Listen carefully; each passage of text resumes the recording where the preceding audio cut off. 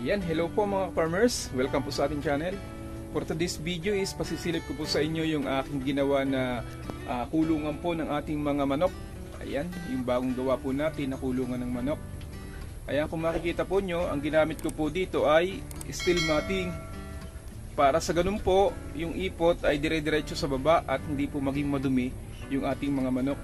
Ayan, at nilagyan ko rin po ng bakal dito sa gitna para pampatigas. Ayan, at hindi siya lumabyok.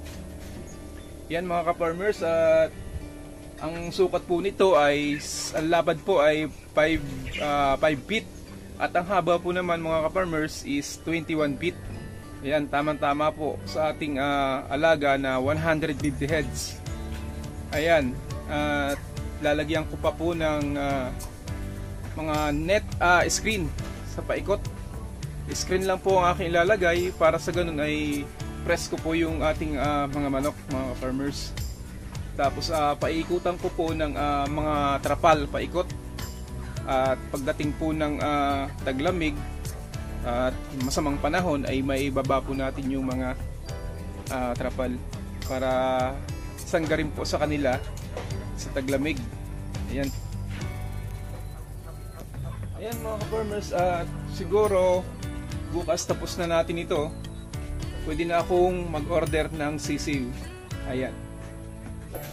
Sana swertehin tayo sa pag-aalaga ngayon dahil paiba-iba po ang klima ng panahon ngayon. Talagang pahirapan po ngayon sa pag-aalaga ng manok. Hindi po katulad dati na magagandaan. Ngayon po, ngayong buwan, talagang mahirap po magpalaki ng manok. Yung aking pong manok dito, kung makikita po nyo yan, malapit na rin pong ma-harvest to. Ayan, at nasa 28 days na po ito.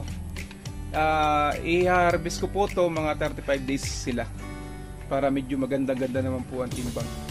Ang mga manok na to is nasa 1.5 na ang timbang nila. Ayan.